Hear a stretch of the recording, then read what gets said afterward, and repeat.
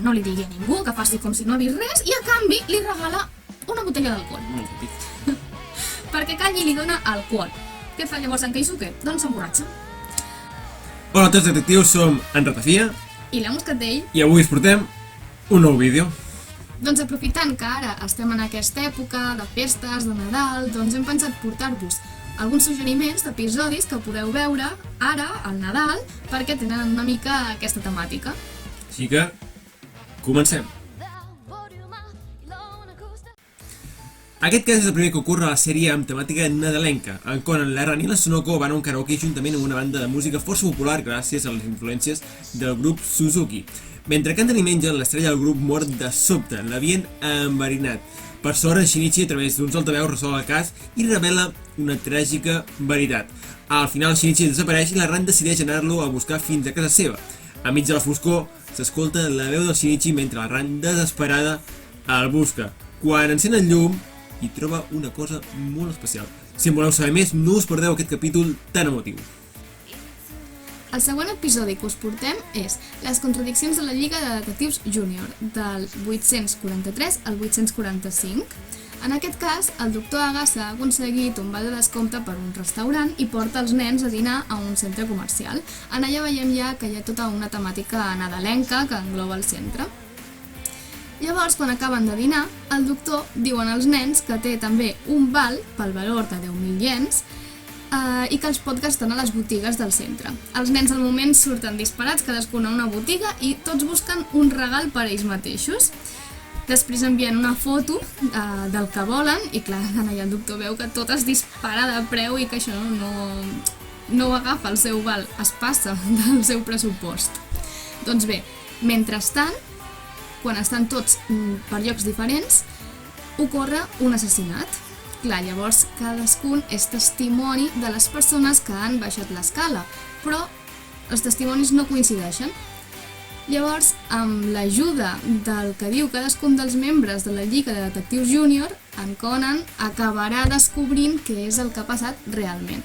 A més, us recomanem molt aquest cas perquè ocorre una cosa molt interessant. Hi ha un moment en què la Haibara es discuteix amb una noia perquè vol que la maquillin, i quan se li en va el maquillatge descobrim que s'assembla molt a una altra persona o a unes altres persones de la sèrie. Molt interessant.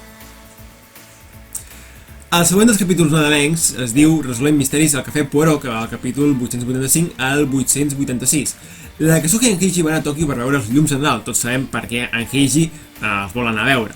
Però la Kazuha vol passar per l'agència de detectius Mori i convidar també a la Ran per anar-hi. Ara bé, ella no pot marxar fins que no hagi deixat preparat el menjar pel seu pare. I mentre la Kazuha i la Ran es posen a cuinar, en Heiji i en Conan baixen al Cafè Poirot. Allà la cosa es posa interessant perquè es troben amb la Muro, però també amb un altre personatge molt intrigant, que es fa dir, curiosament, Shinichi Wada, però que en realitat és en Yorimuga, el majordom de la Momiji Ooka. Aquest cas ens revela la intel·ligència del Momiji, ja que és capaç d'arribar a resoldre el cas sense ser-hi present. I per acabar, com que els nois s'entretenen amb el cas, la Ran i la Kazuha han d'anar soles a veure els llums de Nadal. Molt macos, per cert. La declaració final de la Ran acaba sent molt graciosa.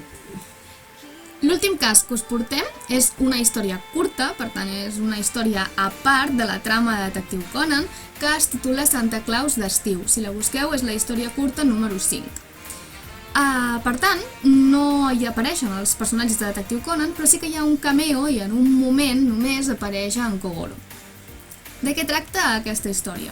Doncs bé, en Keisuke Hara està deprimit perquè l'acaba de deixar la nòvia i decideix anar a fer un vol, però aquest noi té molt mala sort. Llavors, quan va fer un vol, xoca amb un altre home i els dos, coses que passen, els hi cau alhora la targeta telefònica. I clar, evidentment, què passa en aquestes situacions? Doncs que s'intercanvien i en Keisuke agafa la de l'altre home que es deia Grey. Doncs bé, quan xoquen, a més, en Keisuke s'adona que en Grey porta una arma. I què se li acut fer a en Grey? Doncs li diu que no li digui a ningú, que faci com si no ha vist res i a canvi li regala una botella d'alcohol. Molt típic. Perquè Kanji li dona alcohol. Què fa llavors en Keisuke? Doncs s'emborratxa. Evidentment.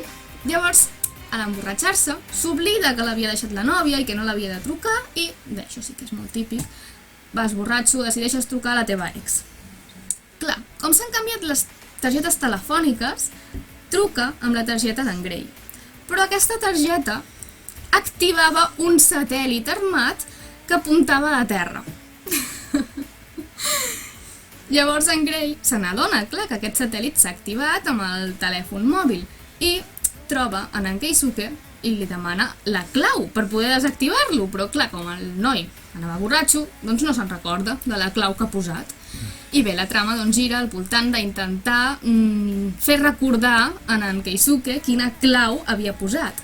I aquí és on entra la temàtica nadalenca, perquè per intentar fer que es recordi, doncs recreen una mica el Nadal.